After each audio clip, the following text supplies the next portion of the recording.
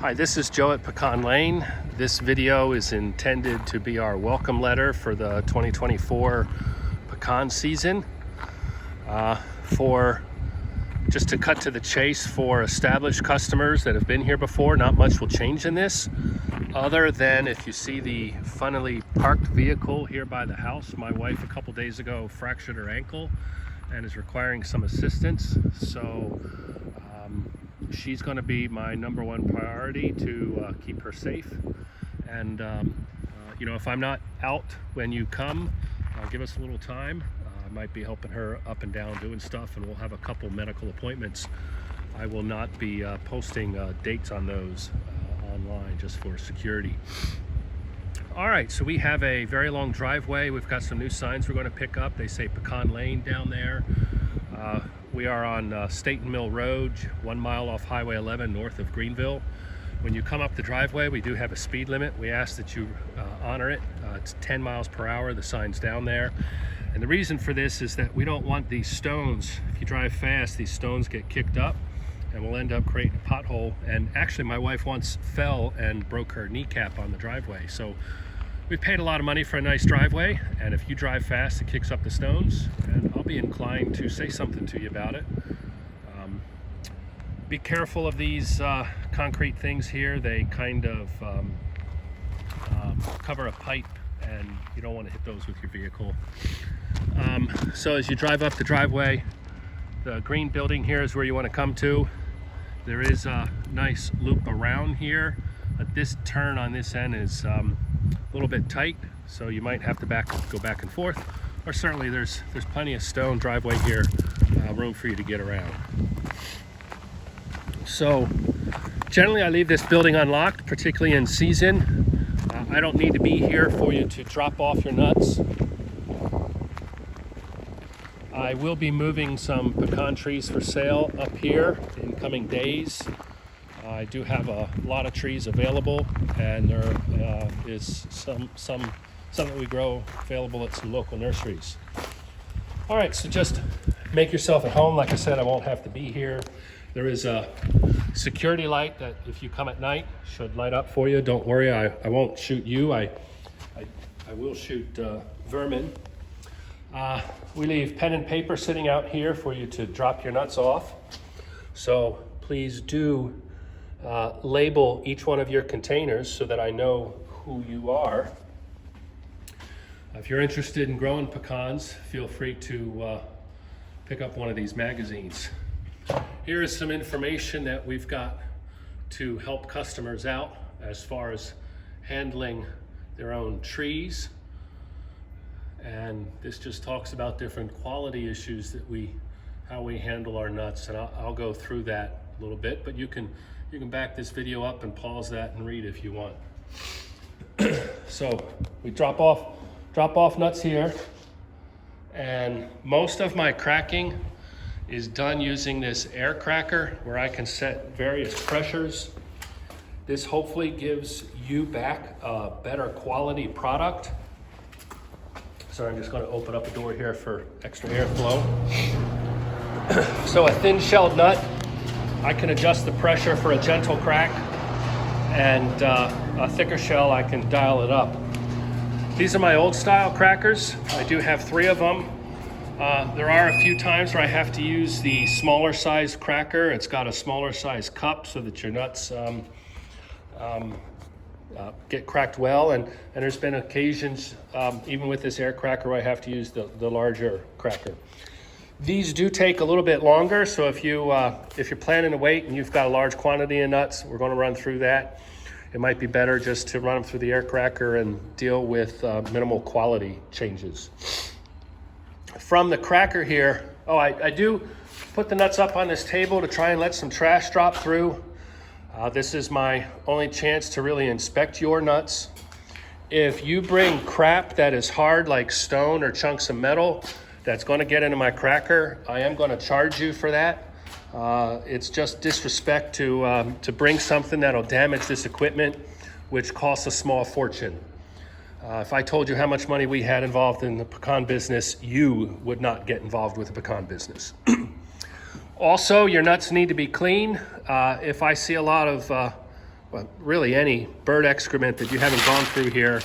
You know, this is food, and if you bring stuff that shouldn't come in contact with other people's food, you need to take them home. Easy way to do that is to just put nuts in a container, fill it up with water, put a lid over the container, drain off. If you do that the day before you bring them, that might help raise the moisture content of your nuts so that you get a better quality crack. Here's some very old information from pecan industry and talking about how nuts are dried down to 4%, but then the moisture is raised back up to allow that nut kernel handle the abuse of cracking and shelling. So if you rinse your nuts the day before you bring them, and I handle them in a timely manner, we'll get your nuts back with a little bit better quality. If I notice any defects in your nuts, I will try and help you understand with what I'm seeing, and if I think it's not worth cracking, I'll probably stop and give you a holler. I don't always check the moisture percent unless there's a problem, but if you're curious, feel free to ask, and we'll test your moisture level out. I do have a pecan sizer. It's not been used much. I'm trying to sell it, so we'll see if anyone picks that up. So if you're in the pecan business and you happen to be watching this video, this pecan sizer is for sale. I do have a sheller here. This helps to knock the shell off of the cracked nuts. There's several videos online showing different customer nuts being operated through this equipment.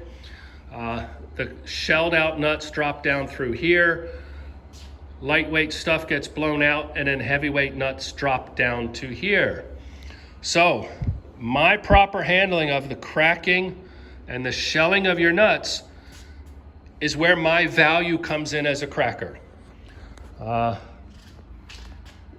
can do your nuts pretty darn fast.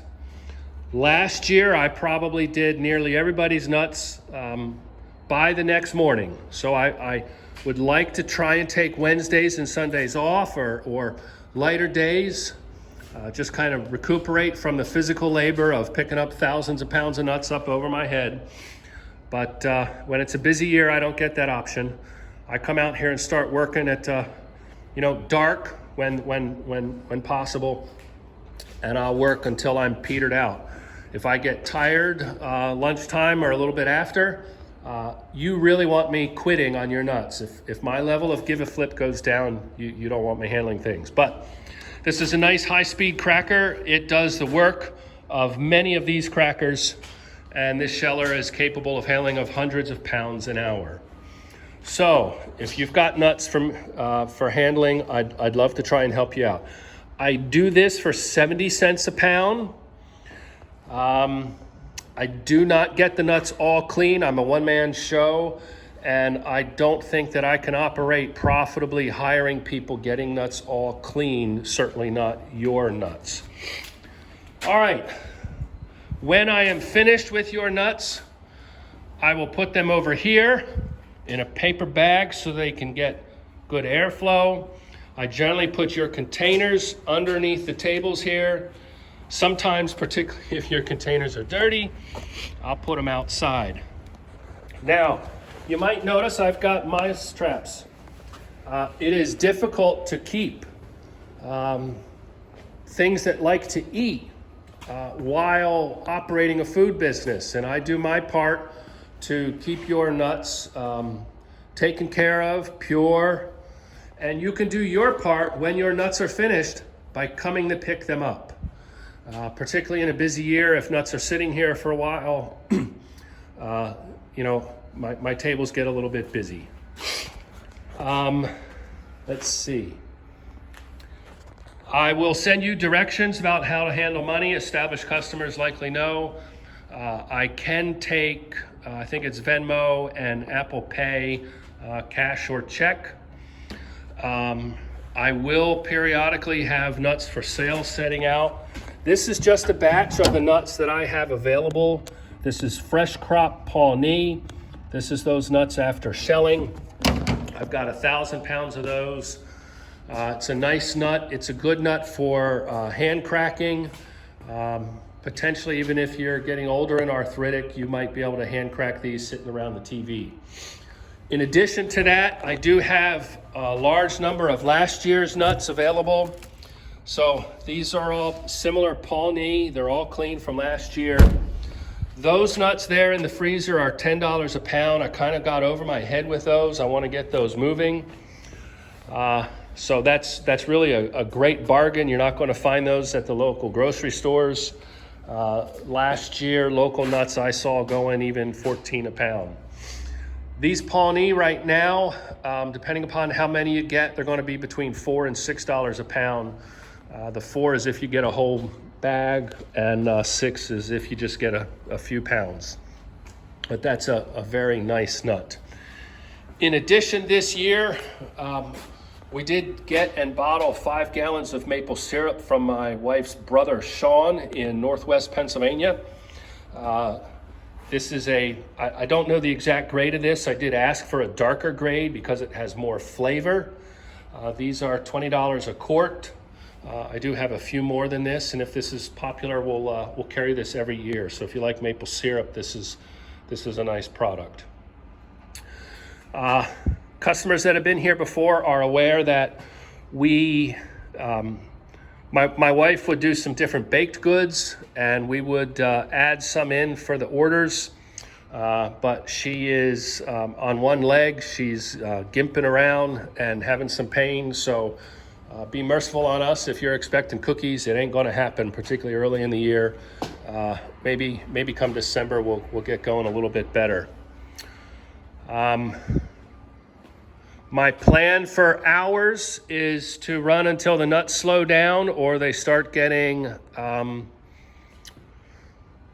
mold or mildew. Last year I went to February 1st. The winter period is a good period for us to travel and have fun, enjoy, see the world. There's not a lot to do on the farm as far as managing pecans when they're dormant. So we kind of have plans, and some of you know about other interests we have outside of pecans, and we'll be happy to talk to you about that. One thing that's unique about me is I do keep some different seats sitting around, so if you're coming, you're welcome to sit down and watch. You can see. I don't particularly want you hands-on the equipment, but you can be right up in there, and we'll talk about what we're seeing in your nuts and how you might want them handled. It is loud in here. I do have some earplugs, so please do grab some earplugs. And as always, any conversation we want to try and have outside. Not sure if there's anything else to say. My telephone is listed here, and it will be listed out at the street. I will tell you, this equipment is pretty loud, and it is difficult to keep a phone on ringing, trying to work while you're taking care of customers' nuts. So if you call, leave a message, and I can text while I'm wearing hearing protection or in between things, but I really can't walk away from the equipment, and I don't want to shut it down when I'm in a production mode. So do try and text me, and otherwise, if I don't hear back from you, I might call you when I get a break, or I'm in tending to my wife or something else. So texting is better, certainly email also. And if you've got any other questions about this, drop me a line. You've got the contact information. We look forward to helping you with your pecans this year, whether it be getting some trees to put in the ground, making an investment for the future, or buying pecans to enjoy and eat, or bringing your nuts here for cracking and shelling. Once again, this is Joe at Pecan Lane, and I want to be your partner in quality pecans. Thank you.